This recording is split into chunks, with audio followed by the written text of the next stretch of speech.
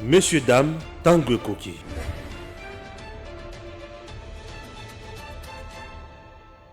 Modeste Bahati Lukwebo a procédé lundi 21 mars 2022 à la clôture de la cérémonie du lancement solennel des travaux de la mission économique et commerciale belge qui se tient à Kinshasa jusqu'au 25 mars 2022 sous le thème « Les relations belgo-congolaises et la création de richesses ».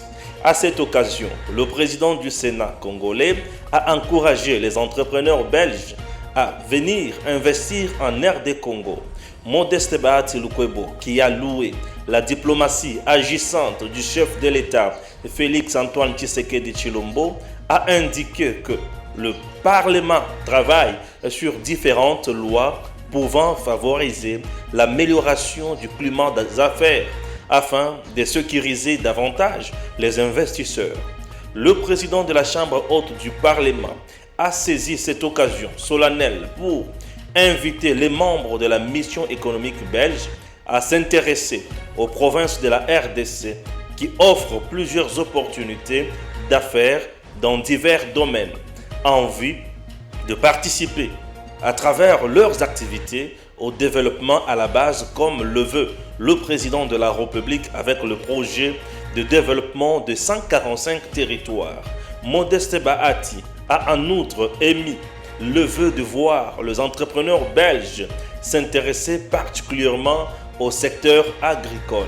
Il y a tout à faire dans nos territoires, que ce soit le secteur des infrastructures, que ce soit le domaine de l'économie, que ce soit le domaine social où on doit construire les hôpitaux, les écoles, que ce soit le domaine de la formation professionnelle, le domaine des services, les banques et autres.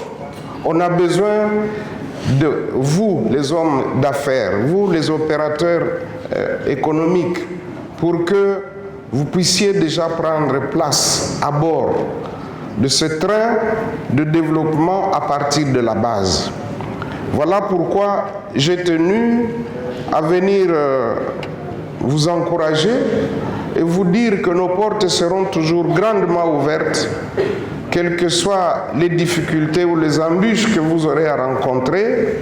Il n'en manque pas dans la vie, et ce n'est pas seulement en RDC, mais ce qui est important, c'est que nous nous mettrons toujours à votre service pour apporter l'appui nécessaire. Immédiatement après, le président du Sénat congolais a procédé à la coupe du ruban symbolique ouvrant officiellement la semaine belge à Kinshasa. Nato ndimino botondi na bino sozo ki zinga toli bakuma lamu ya Rolanda biso ne pa wapi bozwa mi libanda ya mboka na kati ya mboka Adam Télévision officielle eza isika oyo kopesa bino masango na ndenge ya mabete kasi bosolo awa tozomona déjà show ekomi komata ba o bazoya nde tolingaka. C'est ça la beauté et la démocratie de ça la oya lobby kasi bato na boloko muke mingi miyibi. Nandeko Ousmane Mutombo tokobeta masolo etali mobembo ya tata ekolo na Qatar et bato ebele ba journaliste nyonso ya tendance nyonso ezolakisa ke démocratie za na Congo soki oboyi oke komela poison po soki Yves Buya azokende Qatar afinga kafati mikolo nyonso tokobeta kaka masolo na kati wana polémique ya nani ya EPST Tony Mwaba nandeko Gilles Alingeti eza bombanda to eza pya mosala et tokobeta susu masolo ya Perfect Télévision o eza kaka financé na Moïse Katumbi eloko nye kosala maye na Gilles Alingeti akozala pe candidat ya Moïse to kozala nini na kati ya masolo nde eyinzi koyinda mwana mboka topesi yo mbote pe tuyambio malamu Ousmane. Merci beaucoup madame ndeko Ousmane Mutombo. Toza parmi les communicateurs à chef de l'État, ba communicaka sa bazwata infra ya chef de l'État te, ba baby saka ba transport na bango sa bazo ata carburant ya fachite, ba landaka ba ndako ba ministre te pona kosenga musolo te, ba landaka ba président assemblée nationale te pona kosenga musolo te, ba ibani te na ba porte ya ba député ya ba sénateur te, biso tozo défendre bila ya fachi. Pourquoi? Parce que biso nyo to vota ki fachi. Biso ba député ba vota ki fachi te. biso nde to mimi Fachi na kati ya pouvoir FC ça déjà campagne nazo yebisa yo biso to mimi Fachi na pouvoir tangu to monique bato o bazo le musolo ya Fachi bazo lingate ko la kiso o yazo sala ya wana biso to zwi mukumba to chango na nzoto na biso to asime o biso to pesa lokola molobela peuple congolais Fachi to soutenir ba action na ya wana biso avec tous les communicateurs il y a Union Sacrée il y a CCN o biso to bi changement c'est Fachi changement eza ba ministre té changement c'est Fachi oyo non sozo travail na vision chef de l'état to kwa appuyer mais kasi ba oyo bazo ya pona ko bebisa ma vision chef de l'état ba ko kota biso na nzela na bango nous c'est les changements que le Congo kai mwana mboka na mwalo mbango mobembo ya tata ekolo esali ndenge nini eske eza eloko déjà c'est salama to aza moto ya yambo kokende komimonisa moto ya yambo na pona tina makambo itali ekolo madame na ebisio ke na lobaka mingi awa ke ko comparer Fachi régime ya Fachi na Kabila eza comparer Satan na Nzambe parce que makambo ezoleka lelo etikala koleka te oyebi ke Satan na mokiliza konyokola bato bayebanaki te mais tant Jésus aye ameki kopesa bomo na bato o bazaki na bomo ete lelo Fachi azwi mboka na biso akomi kopesa ngo bomo est-ce que makambo boye salama wapi makambo tozomona boye voilà quelqu'un qui a l'amour d'un pays et on trouve qu'il faut qu'on ait des pères et des mères monto ya botami na musisa ya bakongomani monto to ebi papa na ye mama na ye tango ye na pouvoir monto ye ba na kapela baleaka ba Thompson ayebi ke tango ye na pouvoir et sengla tombola ngite ya mboka lelo Fachi ata na kati ya bapaya azola ki sabolamu ya Congo mais elongo na lobaka kezali na banda ko ze ba bazo ba ketoke no kama ibe Fachi na aéroport mais ba les sous-souté le ba otali na Dubai monto ba salo personne monté quai ouvert français parce que monto ya quai ouvert à na Dubai donc on va kindo ki oyo za na kati ya bakongomani oyo balingi Fachi te isa bato balingi mboka te lelo Fachi na Dubai azolobela te Fachi na Dubai azolobela IDPS te Fachi na Dubai azolobela mutu moko te Fachi na Dubai azolobela Congo c'est ça l'importance Fachi na Dubai azolobela Congo mais lo ekamsinga kota la Fachi na Dubai bato bafinga ka Fachi buto moyo bato yo basanza ka Fachi bato bamona ka nyonso a Fachi mabe mais bato wana ba journaliste wana lukoso ya musolo miyibi ba mati pepo na ebite na mbongo ya nani ministre wana na kotanga kombo azwi batu wana ache bango ministre je pense ya tourisme azwi batu wana akena bango ti Dubai te eva zaka na environnement no oya tourisme zam oya ba Congo Simba ministre Simba ozo ke mutu wana ba kabilis na lobaka plusieurs fois awake Fachi un kabilis ne peut pas venir pour t'aider un kabiliste akoya pona kobelisa mais ndeko monte wana esali pe kitoko ya démocratie ya nini na tango na ile kwa Kabila yo sio mona baibanda kofunga mama bamona ki yo te yo ozo meto ke ne Dubai te bamona kunde kusumani muto muto le vrai communicateur du chef bamona ke ki tswa ka te Stéphane bamona ka yete papa nini okolo baboy mama na ngai okolo baboy nini if buya finga ka Fachi butu na moi soki akena toilette afingi yo soki atanziza na toilette afingi Fachi soki masuba ekange makasi moya suba ngo ezate afingi Fachi donc soki ala ina ndako na ye mwana leta papa ça c'est quoi afingi Fachi il faut boye soki moustique echubiye afingi Fachi comme si Fachi mutakira ba moustique na kati ya Congo soki aleki bisika mbutage eza afingi Fachi comme si embouteillage bandika na Fachi mais il faut boye se permettre lelo ya kokende koloba kokende na expo ya Dubai akeye ko sala nini to ebi ke il faut boye za mutu ya Martin Fayulu ya ngono moni ke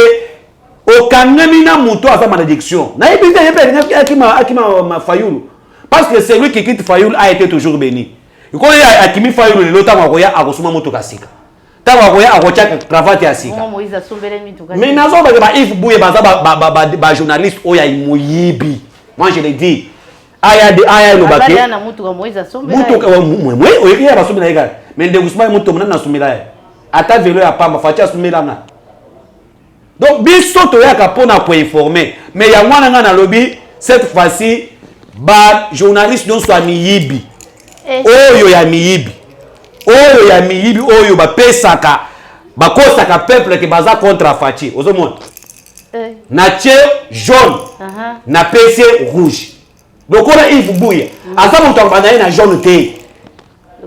Asa mutu abanda na rouge mbala moko. Parce que biscuit azolia mbongo afachi. Biso ba defana afachi to le mbongo te. Bisika asa. Siffler na ngai ezolanda ye akosanza mbongo wana. Et il n'est pas que biso toto défendre mboka. Fachi aye pour un changement. Mais yo mutu finga ka fachi. Yo mutu fachi asala malamu muni yango mabe. Par quelle audace okoki ko kende kokota makambo fachi ata oza lokoso ya mbongo lokoso bayaka na télévision kuna ko ba français belé l'homme de toilettage ce qui est public ce qui toilettage nini c'est le loi comme l'homme de toilettage ya Dubai Expo hein o eza kindoki mama totika makambo na soki bato ba Yves Bouya tokuta na plateau na kutuna ekulutu yo kendaki na Dubai na compte ya nani yo le régime ya Félix a régime ya bato ba ko échouer eza régime ya mabe siko yo ke ikuna yo pe ko na régime ya bato ba échouer moni lo ko so mbon opposition pema opposition passe ba ko sala boy ba ko teka nyonso ba ko kende passe opposition na ebite so ke ikuna lo bisu suni mwana mboka na mwana mbango kasi bombanda ya Tony Mwaba nande ko jile eza bato moko ba pesa ngai kanda fo ba journaliste o ba zo kendi na ba donc ba journaliste wana ngwana nga tous les gens qui viennent du FCC bato wana baza bato te na lo ba moko zamboka nga na ebisa ko vérité tala elongo ya Ousmane Mutombo otika loko somela ta unité te bato nyonso ba na FCC ba ye ba ke bazana agenda caché. Vous êtes ministre, vous avez tout fait vision à chef. Après, vous avez dit que nous marchons selon la vision du chef de l'État. Est-ce que la vision du chef est de prendre Yves Bouya aller là-bas? Ça, c'est la vision du chef. C'est lui qui ne croit pas même à la vision du chef. C'est lui qui dit que Félix n'a pas une vision. Tu lui amènes là où il y a la vision du chef. Il y a des journalistes. Il y a 2023, tu as dit que prophétie Moussous a passé dans l'eau tombé à l'objet 2023, les masques tomberont. On doit connaître qui est qui. Mais voilà, tu as banas. Qui est qui? Il faut bouillir comme moi. Moi, mboka tobeta siko masolo etali epeste na Jules Lingeti. Eza bombanda to eza pe musala. Nazo yebisa OK. Eza passe. Moi, nazaka monto adjalé luté. Les djalelistes se connaissent là où ils sont. Je pense qu'avec cette émission, bako benga bako finga, moi je m'en fous. Ce qui est important pour moi, c'est le peuple qui gagne. Félix qui tuera le pouvoir. Ousmane Mutombo restera un homme politique et le Congo restera. Et Félix a causé là pour que le peuple va se bénéficier. Mais Tony Mwaba, quelqu'un qui se dit être la vision du chef de l'État, zapper la vision du chef, zapper la vision du chef de l'État. Mais ça c'est un mensonge. On est à Lokuta, on est à Kimouibi, on est à Kindoki, on est à Satan. Yo lobby qui na lingaka yo. Mais na sala ka mabe ya yo pour na komeso moto mabe est-ce que moto na linga ya solo Tony Mwaba se dit nazo mitia na kati ya vision ya chef de l'État mais oh ya uti ko sala oh moi j'ai fait des recherches naza communicateur ya balabala te naza communicateur o baka seke naza moto ya sa bazete moi je suis un communicateur du terrain. J'ai rencontré d'abord ndeku moko na kati ya Transco madame. Bis à Transco facture c'est 16 000 dollars. Kolonga de 16 000 à 120 000 euros tu vois. On comprend. Balo bate. Celui qui combat Alingete combat le chef de l'État. Tout point. Mais balobi Alingete yaza parquete yaza pirate akoiko kwa lever maman on a 10 heures. Est-ce que Alingete azana cacho? Kasakangi na bureau lobi lukuta. On va rappeler le vuno. Maman, Alingete akoki kozala na kachote. Kasi balobi kachote ko fanta yo afandisi bato akomi abo atiki alobi batika ba téléphone na bango libanda afandisi bande koko banda 10h ti 23h. Oyebi bato ba yebite. Na super exemple nani vérité. Ousmane Mutombo de vérité. Na kati ya IGF, il y a ce qu'on appelle les OPJ. Oyo na tamboza na mbeba bangonde ba ko attendre pour comparer ba PV wana. Et ça qui ne quoi Alingete fandisi ba toi na boité parce que vous voulez Alingete ba ma Alingete. Ngai na lobi osimbi Alingete osimbi Ousmane. Osimbi CCN. Mais ndeko jila ko fandisa bandeko ngonga mulai boy. Nazo ya biso ke Alingete fandisi bango boya tangi bango. Te ba OPJ oyo ya IGF ba fandisi bandiko wana ba banda kotuna bango mais nani soko oza na kati ya likabazo soupçonné parce que ces gens là jusqu'à maintenant ils sont pas encore coupables ozobana moyibi soko kangiye abando kuluka ba raison pesa kimela nga soko kangi ngai na yibi na ngai lokote lokola ndeko kusima moto o ayibi téléphone na madame soki na yibi yango te na kolenga nini na kolenga te batwana ba fanda kona kotuna ko sala enquête ça prend aussi du temps et ça OPJ a sali PV na ye avant dossier kende na justice et kende na ba donner nyonso mais on est à kokanga bango omonaki kasho le régime de Félix c'est un régime bakabiliste te ya okanga moto ko chena kata kasho yebanite alingete sala asali ka musala na ye mais ni ne zo déranger bango mais de kolingeti belobi akomi pe na posa ya kozala mokodi ya boka nyonso wana balingi ba diaboliser makambo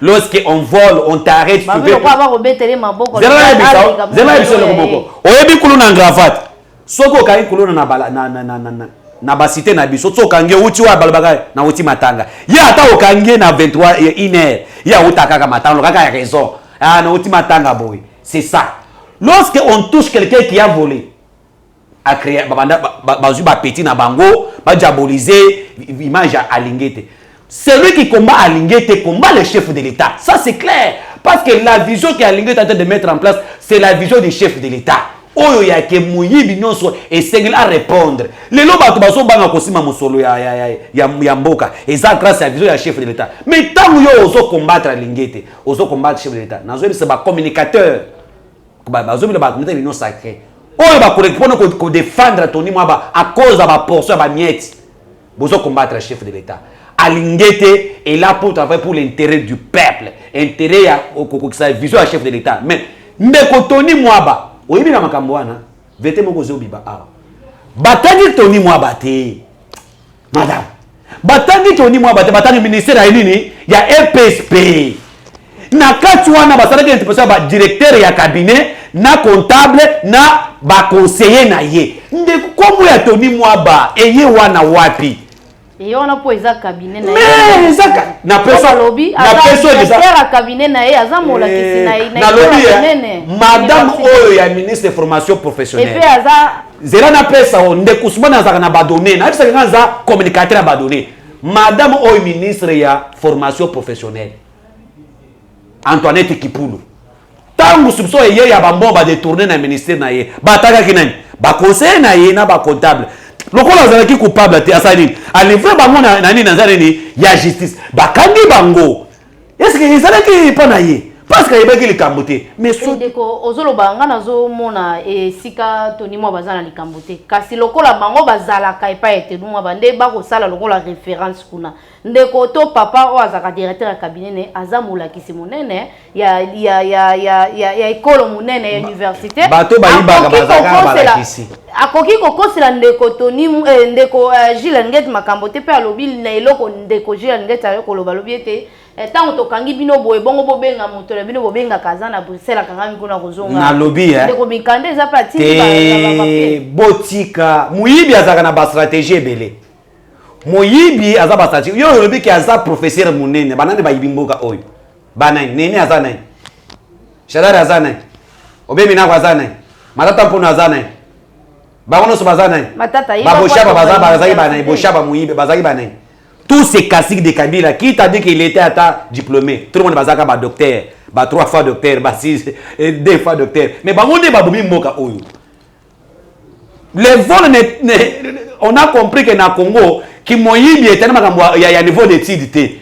au contraire bato batangi té nde bazo banga koyiba mais bato batangi mingi ba yebi mibeko ba yebi déjà que non la juridiction kingani ekoki ko juger ngai té parce que je ne suis pas en fonction ozeba batongo non ba yebi mibeko mais biso bato totangi mingi té to kobanga na biso justice na lobby ke soki ndeko Tony Mwaba azalaki sûr que makambo bazo loba bazo soupçonner bato na ye pourquoi pas ne pas le faire lokola madame Antoinette Kipulu oui bien c'est Antoinette Kipulu non o ya ba milieu ebimaki na kati ya ministère ya formation professionnelle bakangaki na conseiller na ye directeur est-ce que bakangaki na kati wana Tony Mwaba pas en likambo te mais nga na lobby jusque là on n'a pas dit que baza coupable te ils ont ce qu'on a présomption d'innocence dans na makambo wana mais enquête ne ont révélé que non bayibi mbongo madame le quoi enquête kendaki déjà mabe yango na nde sali penza moi te moyibi soko toucher bisika ibeli ya komaka bongo.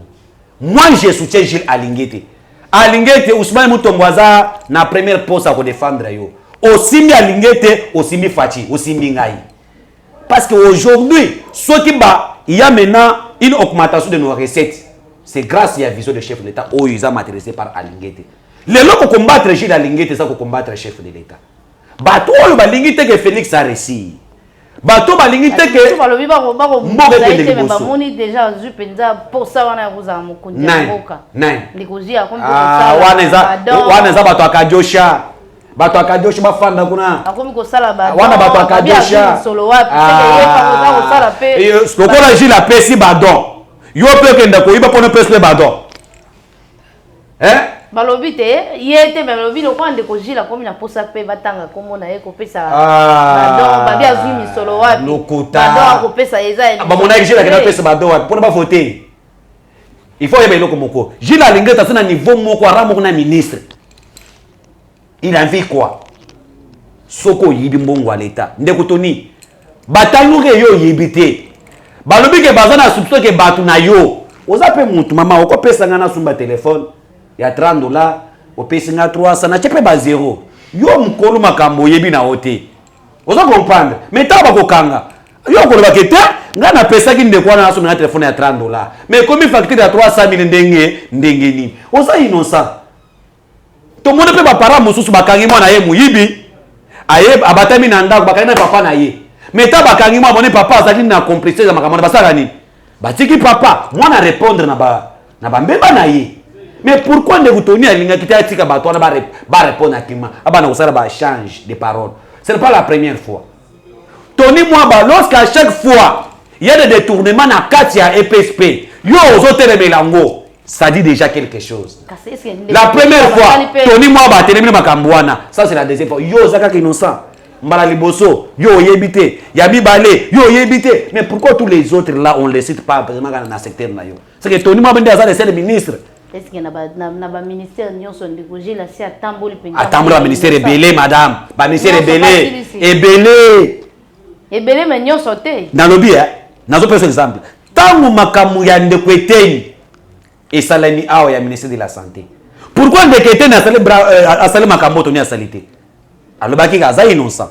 Alors baki gaza prêt à répondre à nini na justice. Mais pourquoi Ndeko Tony a cause la montée pour nani? Mais Ndeko musala ya Gilles so kangi amoni te bato bazu. Te Gilles pa kanga kité madame. Ke on azu a pesi na justice te. Siko ye a komi ko sala ko ye a ko sala. Obi ke lelo e sali bien. Yo na ngata ba couleur moko. E couleur auto sanctionner ba miyibi. Donc tant que la couleur n'a pas été camouflée, ça prend une sanction bamibi. Tout ça est bien. Tala Gilles Alingete akakakate. Bazo kosa bato akajosha baleki na ba plateau. Bato miyibi soke pas ministre a peso 20,000, a peso $2,000 oye obandi ko sapé, ce n'est pas Ousmane Mutombo. Ousmane vit de lui-même, un grand leader de la Tchango. Je suis là tout le monde, Tchango va le bien espoir na biso za ipana yo. Mais quand je viens, je dénonce. Ce n'est pas à cause de la paiement à cause de la biroté. Et ça, vous avez le ministre, madame. Et ça, vous avez le DGT. Et ça, il y a soutenir la malade pour dénoncer ma béponaïba. Les élus du peuple, les hommes qui parlent pour l'intérêt du peuple, tous ça là. Mais c'est Tony Mwaba. Est-ce que Gilles Alingete a kangaka? Gilles a kangaka te. Gilles Alingete a ça enquête na ye. A ça enquête. A vu donné na ye. A qui na procureur. La justice a déposé en gros. C'est maintenant la justice de voir par rapport à rapport va déposer à quoi qu'on convoqué Moutouana à affronter par rapport à PV Salamaki. J'ai la continue bureau na salini à Fandi. Est-ce que tu as rappelé votre téléphone libanda tant ça comme ça bon au boto votre téléphone madame vous avez dit que lorsque vous êtes devant un OPJ basamba katena na ba téléphone te tout ça dans le monde où est commis que au enregistrement. So ba lobi yo na lobi pona kokota na babiro bakoze mususu yo so ke kote pa fachi okota na telefone te place fachi azabe utikanga na facha ukanga c'est na zo peso zabe ipe ko ke fachi akangi yo On va faire on va faire quand on va 10h 23h. Ah, on va pas faire quand on va 23h. Mais il y a fait ça ndenge mususu mais ndeko. Madame tata ka babiro. Babiro belé. Les kambaroyi beza les kambali c'est qui Mais wana eza les kambati moyibi. Eza ka maman c'est qui papa. Botika koyiba mbongo leta. Moi je soutiens Alingete. Okolo belanga mabe Alingete kubanda na tongo tina pokwa. Vie privée na yaza mutu azope na vie privée na ye. Mais on est tali mboka. Je suis derrière Alingete. Seule personne qui matérialise la vision du chef de l'État, c'est lui. Les crowns en gravate bazana ba mayel ebele. Soki nga nazala ki ndekutoni mwaba. Bazo soupçonner ba bureau na ngai. Na lingina tika bureau na ngai ba répondre na justice. Mais pour ndekutoni azo mtia makambo na azo makambo mususu. Ezaki ba football tournée interscolaire. Otoni mwaba koki kozala na kati wana te. Ministre ya sport na koki kozala makambo na makambo eteli sport. Ata balobi ke eza sport ya ba maman. C'est parce que je suis ministre déjà nazwa te eza ministre nini ya sport. Mais ndekutoni mwaba akeye contre la makambo wana ya sport pona nini? Soki ba yebike musolo bimaka. Bakindaka pona kozwa musolo tala lelo oyo lia kwa na muke. Bafuta kayo mbongo na muke. Kolungozolo ngula bozolo ngwa facture. Na lobi te ndekutoni oyibite. Batu na yo. Nazo pese batu na yo. Oh ndekusuma no fia te. Batu na yo ba yibi mbongo. Soki yo pe oza suivre yebisa bango bazongisa mbongo wa leta. Mama Transco facture nazana ngoli natiki sac na ngai ngata mona sac ya munene pona ba preuve. Transco babimisi facture $16,000. Bande kwana bake ba charger ba musango na $120. Yebisa par quelle magie kolongola facture de 16,000 à 120,000. Wana pe lisusu chef akendaki kokos. Wana chef a montaki yango. Wana na pesko ba preuve za ebele kaka wana. Bakesu na ba polo basalaki 16,000 francs ou $16,000. Balongula on $16,000 na $120,000. Madame, bango ba yeba kama $16,000 francs te. Bango ba za ba ba dollars. Immoralité ya ba autorité na biso. So bisika dollars zo tambula yaza. So bisika fa eza. Okomona tadi suna yete. Liso ezate. Bakesu na ba entreprise oyo bafundi bango. Naza na téléphone na ngana wala tso ba preuve. Bakei na imprimerie oyo ya makambo ba polo.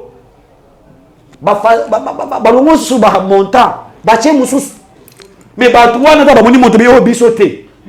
Allez yango no monaki matata ye azwaki papa mo plombier asala na séance te abamba ye $400,000. Oh ezaki lokota. Batu bazo funa bango lelo ki moyibe botika yo fandi Alingeta kangio ba o ba fandi wana Alingeta moni bango te. Alingeta zina randuka nayo mara liboso Alingeta asali mabe ya mibale botika koyiba mbongo wa leta. L'argent mbongo wana eza fachiti boyiba ngoyo. Je précise. Bato bana nga boyoka. Mbongo bayiba eza fachiti eza ya yonanga. Ba impôt na biso to futaka. Ndi mbongo bato bazo yiba. To telemila bango wana. Mwana mboka tongi to eba bosangani ya Moïse na Ndeko Gilles to ko na lelo ameka kolimbisa pamba te actualité kotambola nde ya bango kaka. Na Ndeko Gilles na Ndeko Moïse Katumbi. Bako baza bandeko to baza ndenge nini basangani po ko sala chaîne Perfect Télévision. Ah la la la la. Eza kasi ndenge nini? Oui, lorsque quelqu'un dit la vérité, beaucoup de gens ne doivent pas l'aimer. Fachi a une vérité, bato amiibi wana bakolinga fachi te tilelo. Bakolinga fachi te. C'est le moto alinga fachi zakanga. Ngana linga fachi. C'est le moto alinga fachi zakanga. Na lela fachi fort. Pourquoi? Parce que azana vision na ye. Mais bato oyo banda kolia na si alibenga. Ya oyo mama moko loba ke ba politicien nyonso baleka na sai nanga na kotanga kombote. Bango bakendaka na basani ya bato. Bakendaka na basani ya bato. Tozana awa so kotuna butu moko toneske osumai muto masali kana sai na yo. Jamais aibi ata ilunga ngai te. Yo lobika ka lingeti. Mais ngai tozana aba loba kana sande kwa Moïse Katumbi. Oh Ousmane, asante kwa Moïse Katumbi, tana ndenga za nga moi je suis des pères et des mères. Noël chai moi janvita. Ingeta. To photo ke na loi wana bongo. Nous des pères et des mères. J'ai la lingeta ça des pères et des mères. Na so monte muto asa des pères et des mères que na kosana muto asa des pères et des mères te. makila ekanga kasi siku na Moïse nini kangi ki Moïse ne kanga jila lingeta so traquer ba miyibi oyo Moïse aza moyibi munene comment un moyibi ba ko fana nzela moko na muto to traquer ye tant so les a privé yo so boni policier na kuluna nzela moko e goko za la privé oyebi mukolo moko na bimi na avenir na biso tango na bimi na avenir na biso bana chango bana njira ba yebi bien so baza mwana njiro ya solo tango ko na avenir na biso bajimo bazali na simananga ba pose bazoya ba pakati mbango ngabi nini o ba kimi ngai nazokende na ngai pose moko alobi yo so moni satana nzambe bakotana kanzela moko soko satana kotani na nzambe kimakaka apakata kaka mbango ça veut dire que moyibi soko monika tenir la police il faut akimata ni tozabo moto tofanye bandana so fana na criminel so monika ka ba policier ba leki akokima mbango yo moko yeba imejo na zaka na ya zaka moyibi akilibo ndengeni yebi sangai Moïse Katumbi moyibi ya solo abuma Congo jila lenge de sikoyo traquer la bamiyibi quel est la mariage ye na ngonga oyo Moïse akobanga te pamba te neleko so que jila lenge te bazala la so Moïse c'est ce qu'on appelle mariage de contre nature ndeko mais leko oh Moïse yibaki juge nani jila zakina na bande touche pour kabila ni atake nanu boyiba na bino mais na ngongo ya sa yiba mais jila zimuto apesier poids Fati Beton mon tolibi attention ngamu na yibika nganga so que nokoyokela Moïse apasi ba Moïse wana bato basali ke jela lingeta afana ka wana asa eloko te ba Moïse ba kabila balobe ke ije fait to mama te parce ki moyibi na biso eleki so ki ije fa to momi ba ukanga biso ba kimyeyibi allez skota mfati alobi ngai na botamanga na famille ya malamu ngai ba ko signal ke koyiba biloko ala etate allez natika na ngajile tombwama Moïse akosepe ata bisi kabila lalaka ta ba ta ko mwa jela lingete kabila la mwana lalaka pongite bato bazona ba insomnie butu moi donc ce qui ça simebe ilobi jila koleka bazona ba insomnie mais muto azona ba miyibi en cravate insomnie azama be oyebi ke à l'époque ya Kanyama ba jena banda kolala ba insomnie ba kuluna soka bi na yibite soka ni makwela ngaya na okufwa on est d'ailleurs pas accompagné na papa Oluzolo Bambi mais Oluzolo Bambi ba etufaki yes est-ce que Kabila na Moïse ba kolenga moto collège bato mbele bazana union sacrée o ba yiba makasi mais jila lingete ba poste pour dite ko récupérer ata Oluzolo Bambi wala penza atala musala na ile kwa Kabila ko yiba ko boma mais sala musala ko leka ba ministre nyonso banda Kabila konza Congo na zolo bakaka jila lingete so kangami na Moïse obumao parce que combat yo zobunda babumaka bato wana je sais que na Italie tabana ko traquer ba miyibi ya bato ya ba drogue il y a eu des moments de mort des juges ba kufwa ba inspecteur ba kufwa soko kangami na Moïse Katumbi soko benga ka journaliste wa zaka proche à Moïse pembe na yo Ousmane Mutombo te dit tu dois mourir là na peso message na ko la prophète ce qui j'ai la ngete akangami na Moïse Katumbi olingolo bazalanga na trahison mais Moïse Katumbi aza jida so que j'ai la kangamina Moïse Katumbi akangamina ba journaliste o bazaka pro Katumbi ba kubumaye parce que bientôt là engrais zo sala na Katanga de 2006 ti na 2014 batala la gestion des carrières minières Moïse akobika te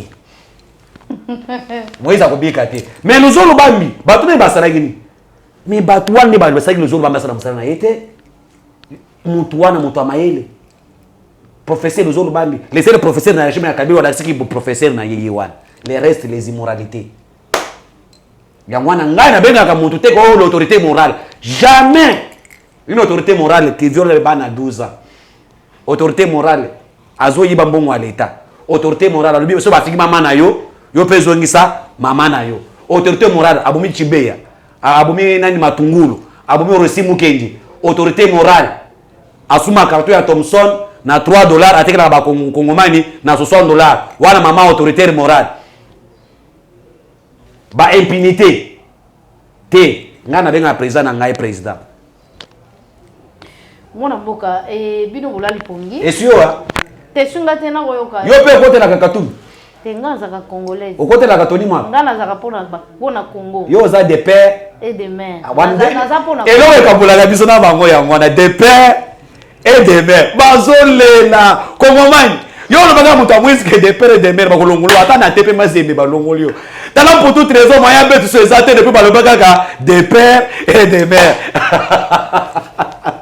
Au moins, bah ya ya ba étranger alingi kotangela congomanité. Ya mwana azwaki ba akuna matata babu mana bango SNCC akuna matata izwaka ba minéré izwaka mosolo ya mboka leta. Muntu ate carrière minier na $600,000 lobby kuna ateka ngona 60 millions. Mais à lobby a ici journaliste que 60 millions c'est quoi? Kasi ndeko tala pesa nakanda ndeko to koganga boye biso na solobi na ebite sango biso to komi koyoka ya constitution ndenge balingi ba revoir onto ba simba mais bato mosusu balobi fo ba banda ne bande tina suka ko changer kasi bozana bobangi te ko changer to ko bongola mibeko likondi na biso wana e ko zongisa Kabila na bokondi te eza yango te raison oyo ndeko nemi akoloba ete Kabila zo bisika moko na lingaka te batoucher bisika wana avoir on a qui ne koloba wana nazo bisel moko chef de l'état to sengi sko to changer makam jila lingete bo PC ba brigadier ba policier o ya chef ngana ko déjà chef d'état major na batwana pour to traquer batwana to kangi bango bale vungula ikuna chaque samedi to bimisaka bango ba miibi batanami ale ba kesa ba salongo na ba muyibi yeyo muyiba ilimo wa l'état ale to konane bango élection na ba justice o procureur te ba policier aïchi la lingete ba biso on ba singa batwana na ina makambozo loba tangu bisika na fanda ka soko tangina kombo Kabila na makila na maisanganaka madame même si Kabila revient aujourd'hui soka zua ta 3% ya pam oya kotumangana ndako pendant 18 ans qu'est-ce que Kabila n'a pas fait pour les faire dans 3 ans? Attends, vous en Constitution, balobi va changer, madame. Il y a la différence entre la révision constitutionnelle et le changement de la Constitution. Lorsqu'on parle de la révision constitutionnelle, il y a certains articles qui doivent être modifiés. Mais lorsqu'on parle des changements, c'est-à-dire que balongo les constitutions wana, basali constitution moko ya sika. O to lungi na 3e république, to continue na 4e république. Mais ça wana te. Soyez congomani o de père et de mère. A moni que pour na constitution il faut to changer l'article kingani. Mabe isa wapi. Bato bazo banga. Denis c'est sanga. Ko banga za soki bo changer nyo wana ka. Oui bige na Congo boza ba politicien mo bo ya lokuta. Ba surtout ba rebelle. Denis c'est sanga o rebelle o aza makila bato. Atamboli a lobby tozo sa la révision de la constitution. A récupéré plus de 150 000 signatures, a déposé proposition dans la Assemblée nationale. Wana fasini mutu atindaki. Wana yazana ki se, yeni mutu azaki vrai congolais, des pères et des mères ya kosala. Mais taba bosu ba lobi kede tozo proposer changement ya ba certains et ba modification ya ba certains articles. Ba sali mabete. Ngai nazana posa ataki lelo. Ba lobaki Fachi aya Kabila candidat total. Montabi ko bachidu bate. Montabi lingana te. Aibi ki Kongo te. Aibi Swahili te. Montona za Kongomai na pendant 18 ans. Kabila Kongomai. Awusala campagne olengeni na kata ba Kongo. Autinda ba Shadar. Shadar, montona za immoralité. Yo monique Kambe ba journaliste pe ba di journaliste na baza disponible pour na kopesa message à Kabila. Journaliste nene. Déjà Marika sa. Yo ntango koloba campagne wana Moïse asala campagne pa banani. Moïse journaliste. Oui, bien que Moïse nazo apprendre nazo na CP il faut azo un peu classe locale là héritier watana. Ah héritier ozola voilà et Congomani. Okozwa chasse à kotanga te. Mais tant vous amba pesio musolo tanga ozala moto. Mais héritier wana ke kotanga azo benga ndekuna na Moïse. Yaka to opportunity. Ole ozaka na Olivier Kamitatu akosa kayo yaka baya ngoyo. Zongera papa classe ça na retard te. Ngana sisa na campus je suis licencié en économie industrielle maths. Mais natanga maman moko boye moi na epe azo défendre maman personne na ça. Classe qui pakate mais yo ozo banga kotanga pona nini. Kabila kuta uti zamba zata na diplôme ya commis docteur. Mais yo ozo boya pona nini. Kabila docteur. Ba benga ka docteur. Kabila comment docteur. Ah comment docteur. Vous avez na biso docteur na tuerie ou bien docteur na crime ya ba minier. Ceux qui docteur ya nini. Mais Moïse Katumbi azongela chik. Ya mwana ma ezongela chik. Tala ko kotanga muke Kamitatu azokosa yo. Koma awaje te ba koma kabote ba koma kaboy. Pasunga ka ipe minga memela ka. Mais mabe ya mwana niveau ya kabita to atanga azomo mela à cause ya mbongo akomi ko memela moto azatanga niveau moko te na mwana asunga kaya memela kesa kazo akofungola ye moto abisaki mo sa atanga classe te siko moto abongo ako gérer mboka ndei ako gérer mboka makamfachi azo sala nena ko sala ngo ya banducha oyebi ke pona ko bongisa ba omu ya campus esengeli kaka otanga pona ba valeur ba étudiant ba oyo batanga kité bazako ba bado konza mboka oyo ezo bongisa omu ya campus ya bi passa ba étudiant tika na yo mwana mboka tokomi na suka na ebite na olobi na os na ringanga na lo ba bien na bisikwana ke la constitution ne doit pas être changée to longola ba biloko ezaka bakajosha bato akajosha baza ebele constitution ba ko changer ngo te mais ngana ko sepela kaka balwa oyo bakoki ko changer ba changer ngo tu sais que dans notre pays les gens ne comprennent pas les gens demandent le bilan Fachi mais la constitution nous avons le régime semi-présidentiel que le premier ministre c'est celui qui gouverne la République. Et nous sommes dans un moment où le président de la République est élu par rapport à sa vision par le peuple congolais. Le peuple n'a pas élu le premier ministre. Le président de la République a été élu par rapport à programme ou à présenter. C'est le premier ministre qui doit accompagner ces programmes. Vous avez un premier ministre qui n'est pas de votre obédience politique. Conséquence, il peut gérer dans le ligne sans vision. Mais tant que Fachi, Fachi, ce n'est pas lui qui gouverne. C'est lui qui gouverne, c'est le premier ministre qui a beaucoup de responsabilités que le président de la République. Mais tant qu'on est dans le lobby, besoin qu'ils aient beaucoup de mingi. Si c'est comme ça, tu changer la loi oyo, tu commences à beaucoup de il y a beaucoup azala 40 na ba makambu nyonso nini eza mabe. Ba to bazolo ba makambu etamble nani asalo bibi na balabala awa lobby ke non eza sama lokonde. Nani asalo na balabala kaka Fachi. Soko olingi Fachi te oza mutu malamu te. Fachi aye na mboka oyo. Akuti transika na jekamine. 36 carrières minier, bateka 30 carrières minier. Fachi azui carrière minier wana. Azongisi na jekamine. Azongisi ba katange. Je n'ai pas vu un katange qui se lève le matin comme ça la marche à soutien. Le quoi la Fachi azongisi biso ba carrière minier na biso te. Fachi na mboka oyo. Na moni billet ya katanga. Kolon katanga ombachi 500 Kishasa ke $500. Kasa $50. Fachi albirité. Oui, eloko wana nde salete bandeko ba ma compagnie. Oyo balobi ke Fachi awa akitisi de 500 il y a $225. Je n'ai pas vu un Congolais qui se lève le matin pour te dire on soutient le président de la République. Non. Mais lorsqu'on arrête un voleur, c'est lui qui a détourné, c'est lui qui a volé. Les gens se disent nous, les Katangais, notre digne fils. Ici. Mais quand mon Félix a botté le bureau de la PSB, a soumis mon truc à moi $26,000. Makelele. Mais où y a PSB non Congomani? Okolinga Fachi te kasilinga taba oya sana kata kosala pona mboka. Mwana mboka na manzete to komi na suka ya manaka na biso na kolinga penza ya mbotoka mwana otoka bwana na eloko oyo oucho sembo la penza ko mwa malu ya motu ya makasi o esali makolela bande ko ba bomi compagnie na makasi.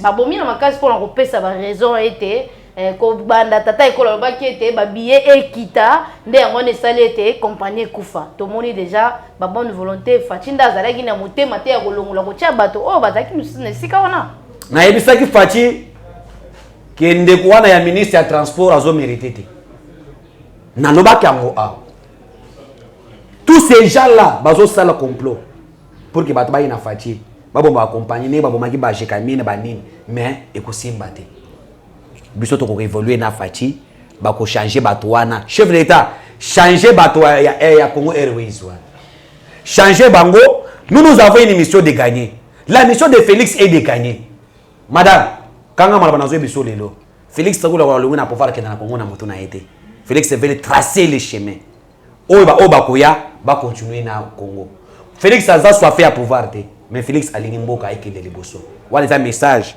ya ndeko suma ya wana zo cha siffler na suka ya koyebisa ba miyibi nyonso ba yibaka mbongo chef d'état ba oyo baza contre le chef de l'état siffler nanga ata olali pongi ekozangi so pongi kozana insomnie ekokanga yo zongisa mbongo ya l'état avant que chef aya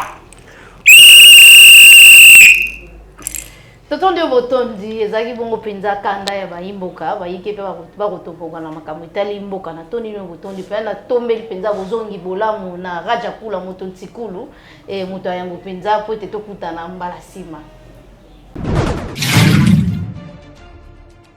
Messieurs, dames, tango ekoki.